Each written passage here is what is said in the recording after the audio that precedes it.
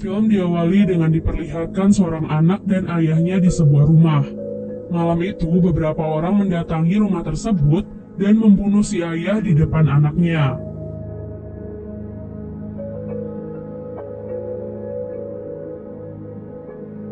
Beberapa tahun kemudian, anak lelaki itu tumbuh menjadi seorang petarung jalanan yang dikenal dengan nama Snake Eyes. Tujuan hidupnya masih sama, yaitu menemukan pelaku pembunuh ayahnya dan membunuh orang tersebut. Setelah menyelesaikan sebuah pertandingan, Snake didatangi oleh seorang lelaki bernama Kenta yang menawarkan pekerjaan untuknya. Sebagai imbalan untuk pekerjaan itu, Kenta berjanji akan menemukan pelaku pembunuhan ayahnya. Setelah mendengar hal itu, Snake pun akhirnya setuju untuk bekerja padanya. Dan mereka sepakat untuk bertemu lagi di sebuah dermaga. Keesokan harinya, Snake datang ke sebuah dermaga. Di dermaga itu, mereka dipekerjakan untuk menyelundupkan senjata di dalam tubuh ikan-ikan besar. Tak lama kemudian, para pekerja diminta berkumpul untuk menyambut seorang tamu yaitu Kenta. Di sanalah Snake bertemu dengan seorang keturunan klan ninja dari Jepang yang dikenal dengan nama Tommy. Jadi Kenta sebenarnya adalah sepupu dari Tommy. Namun karena sang pemimpin klan berniat menyerahkan posisinya kepada Tommy, jadi Kenta berusaha untuk menjatuhkannya. Di sana, Kenta membongkar bahwa Tommy adalah seorang ninja yang diutus oleh klan untuk menjadi seorang mata-mata. Karena hal itu, Snake diminta untuk membunuh Tommy dengan sebuah pistol. Namun siapa sangka, Snake malah membantu Tommy untuk kabur dari tempat tersebut. Alhasil, keduanya pun bekerja sama untuk melawan beberapa anak buah yang berada di sana. Setelah berhasil mengalahkan semuanya, Snake mengajak Tommy untuk kabur dengan sebuah kapal. Namun Tommy malah menolak dan masih ingin menghajar Kenta. Alhasil, kedua keturunan ninja itu terlibat pertarungan yang cukup sengit.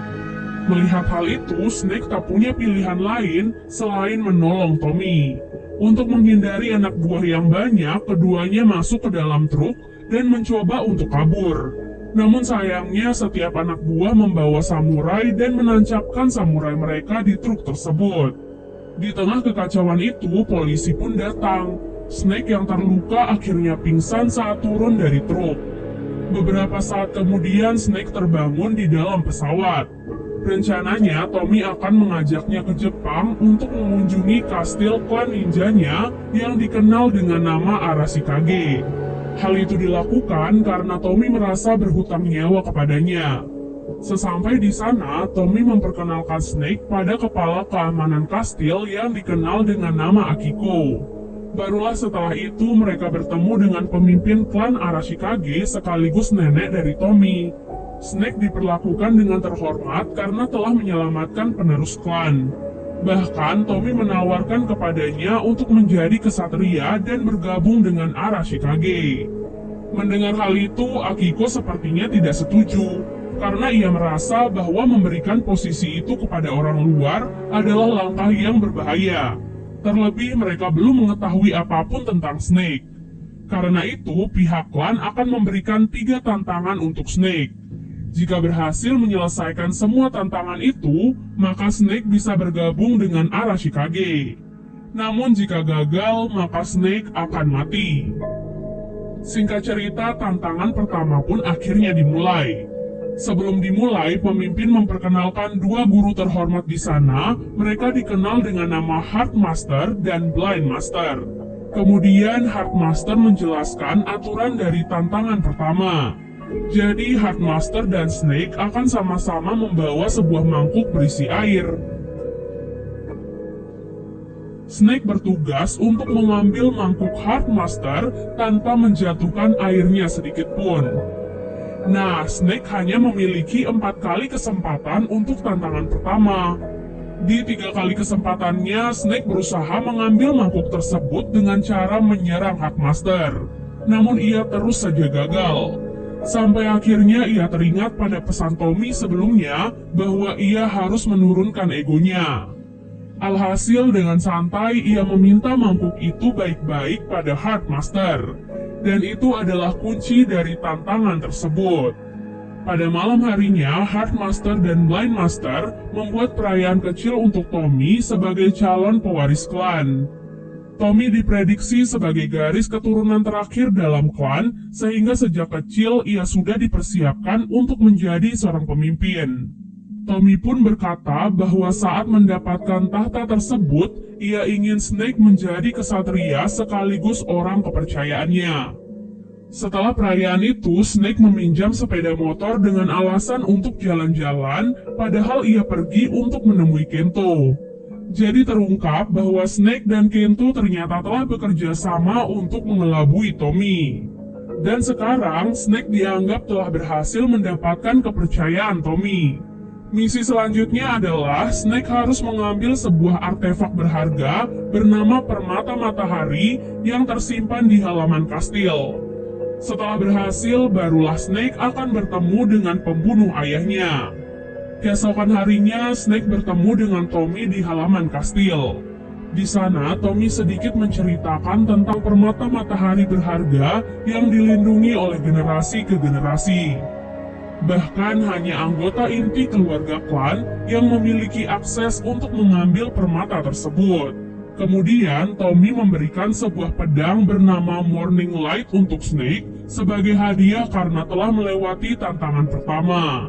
Pada malam harinya, Snake memutuskan untuk menyusuri kawasan permata sekaligus melihat-lihat keadaan sekitar. Tak diduga, di sana ia dipergoki oleh Akiko yang sudah menaruh kecurigaan padanya sejak awal. Bahkan keesokan harinya, mereka berdua pun saling menyerang satu sama lain. Kemudian pertarungan mereka terhenti karena Akiko mendapatkan kabar dari Tommy bahwa Kenta saat ini sudah berada di Jepang. Alhasil mereka pun memutuskan untuk menyerangnya malam ini. Singkat cerita, pada malam harinya mereka sampai di tempat Kenta. Di tengah derasnya hujan, mereka menyerang semua anak buah Kenta yang menghalangi mereka. Meski begitu, Snake tetap tahu batasannya karena bagaimanapun juga ia dan Kenta telah bekerja sama. Di sisi lain, Tommy dan Kenta berhadapan satu sama lain. Di sana terlihat bahwa Kenta jauh lebih unggul dari Tommy, namun karena satu dan lain hal, Kenta memutuskan untuk kabur terlebih dahulu. Dari markas Kenta, mereka menemukan beberapa senjata yang dikirim oleh sebuah organisasi kejahatan penyalur senjata ilegal bernama Cobra. Diduga semua senjata itu akan dipergunakan oleh Kenta untuk memulai perang dengan mereka. Alhasil mereka menghubungi seorang wanita bernama Scarlet untuk mendapatkan dukungan. Jadi Scarlet adalah anggota unit kontra-terorisme Global Elite yang sangat ahli.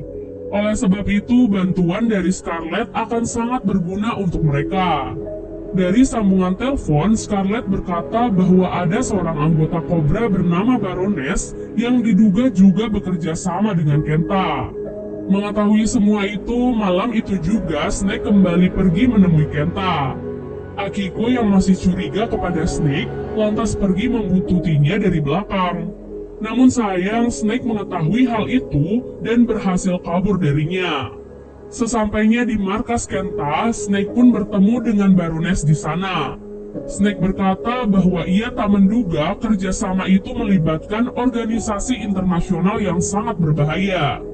Namun, Baroness berkata bahwa mereka bertiga saling menguntungkan dalam kerjasama itu, di mana Kenta ingin menguasai klan, Cobra membutuhkan permata tersebut, dan Snake menginginkan pembunuh ayahnya.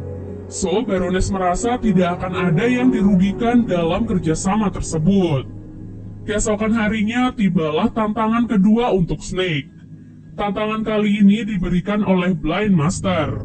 Kemudian, Blindmaster memberikan sebuah cahaya dan meminta Snake untuk mengikuti cahaya tersebut.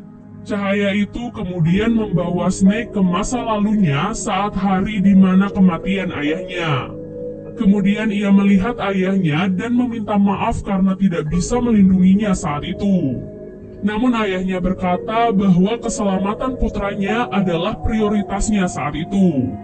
Setelah itu, Snake tiba-tiba kembali ke hadapan Blindmaster. Blindmaster menjelaskan bahwa tantangan itu digunakan untuk mengetahui kelemahan diri sendiri. Setelah kembali ke kamarnya, Snake didatangi oleh Akiko. Di sana Akiko langsung mengutarakan kecurigaannya pada Snake. Alhasil, Snake pun terpaksa mengungkapkan jati dirinya kepada Akiko. Ia mengatakan semuanya tentang masa lalunya yang sangat kelam. Sayangnya, Snake tidak bisa mengatakan apapun soal kerjasamanya, namun ia berharap bisa menyelesaikan tantangan ketiga dan menjadi bagian dari Arashikage. Setelah mendengar hal itu, Akiko pun akhirnya luluh. Keesokan harinya, tantangan ketiga pun tiba. Di sana, Snake diminta untuk turun ke sebuah lubang yang dipenuhi oleh beberapa ular raksasa. Konon katanya ular-ular tersebut tidak akan memakan orang-orang yang hatinya murni dan suci. Alhasil, Snake pun berusaha untuk menenangkan hatinya agar tidak dimakan oleh ular-ular tersebut. Begitu berhasil menenangkan hatinya, Snake terlalu cepat puas sehingga ular-ular itu pun langsung menyerangnya. Akiko tidak tega melihat hal itu, jadi ia pun memutuskan untuk menolongnya. Setelah tantangan itu, pemimpin klan menginterogasi mereka karena telah merusak tantangan. Alhasil, Snake pun mengaku hatinya dipenuhi oleh dendam pada pelaku pembunuh ayahnya, karena hal itulah ia gagal dalam tantangan ketiga. Setelah mengatakan pengakuan itu, Snake pun menemui Tommy. Ia meminta maaf karena tidak jujur dari awal kepadanya. Namun sekarang, ia akan membuktikan kesetiaannya pada Tommy dengan sama-sama melukai tangan mereka dan berjabat tangan. Hal itu ternyata hanyalah jebakan untuk Tommy agar Snake mendapatkan darahnya untuk akses masuk ke dalam permata matahari.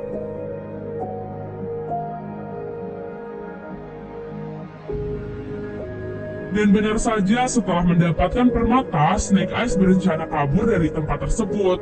Namun sayangnya, ia dipergoki oleh Akiko yang tidak percaya bahwa mereka telah dikhianati oleh Snake.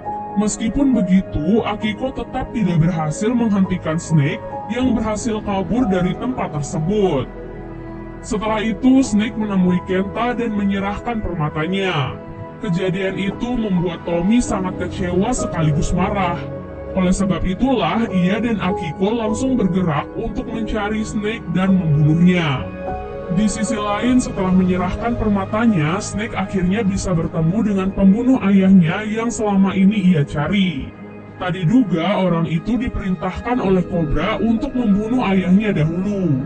Setelah mendengar hal itu, Snake memilih untuk melepaskan orang tersebut dan menghentikan Kenta serta Baroness. Di perjalanan, ia bertemu dengan Tommy dan Akiko yang terlanjur marah kepadanya dan berniat untuk membunuhnya. Padahal ia sudah ada di pihak mereka sekarang. Beruntung Akiko cepat menyadari hal itu dan menginfokannya kepada Tommy. Namun Tommy tetap tidak peduli dan akan tetap membunuhnya. Alhasil, pertarungan antara keduanya pun terjadi. Di sana, Snake berusaha keras untuk memberitahu Tommy bahwa untuk saat ini menghentikan Kenta adalah prioritas mereka. Alhasil, Tommy pun luluh dan mau bekerja sama dengannya. Di sisi lain, Kenta dan Baroness pun tiba di kastil. Dengan permata itu, mereka bisa menyerang apapun yang mereka mau. Itulah mengapa permata itu sangat berharga dan dilindungi oleh klan. Namun kini permata itu berada di tangan yang salah. Para ninja dikerahkan oleh Heart Master untuk menghentikan Kenta, sementara Blind Master bertugas untuk melindungi pemimpin. Beruntung saat itu Scarlet tiba di saat yang tepat sehingga ia bisa langsung membantu Heart Master dan Blind Master. Setelah itu, Scarlet pun berduel melawan Baroness. Di sana Scarlet terpojok karena Baroness membawa begitu banyak bawahannya. Di waktu yang sama, Kenta memilih untuk langsung menyerang pemimpin. Dengan permata itu, ia yakin bisa menguasai Arashikage dengan mudah. Setelah berhasil memojokkan pemimpin, Baroness pun meminta permata itu pada Kenta sesuai dengan perjanjian mereka. Namun sayangnya, Kenta malah berkhianat dan malah menyerangnya. Di saat itulah anak buah Kenta menginformasikan bahwa Tommy dan yang lain sudah tiba di kastil. Karena pengkhianatan Kenta, Baroness pun berbalik dan memutuskan untuk berpihak pada klan. Alhasil mereka semua pun bekerja sama untuk sama-sama menghentikan Kenta. Di saat itulah pertarungan-pertarungan epik pun terlihat di mana-mana.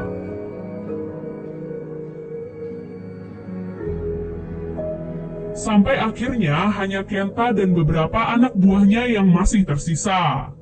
Kesempatan itu lantas digunakan oleh gabungan kerjasama itu untuk langsung menyerang Kenta. Namun sayang, ternyata pemegang permata akan kebal dari semua serangan. Kemudian pemimpin menjatuhkan bom asap agar mereka bisa berpencar tanpa diketahui oleh Kenta.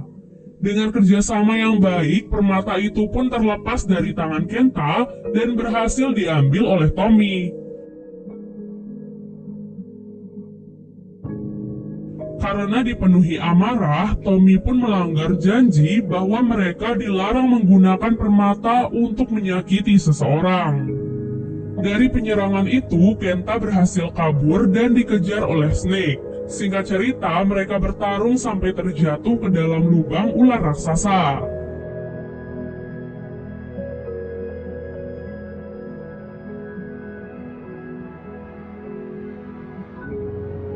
Karena kebusukan hatinya, Kenta akhirnya menjadi santapan ular raksasa.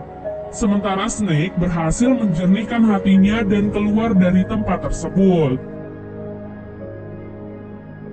Film diakhiri dengan keberhasilan mereka untuk mengamankan permata dan dengan berat hati pemimpin membatalkan takhta untuk Tommy. Dengan keputusan itu, Tommy pun memilih untuk pergi dari kastil dan meninggalkan klannya. Karena merasa itu adalah salahnya, Snake pun pergi dari kastil untuk membawa Tommy kembali. Sebelum pergi, Snake mendapatkan buku tentang ayahnya yang ternyata merupakan seorang Joe yang sudah menyelamatkan banyak nyawa. Dan kini Snake mendapatkan posisi ayahnya tersebut. Dan film pun selesai.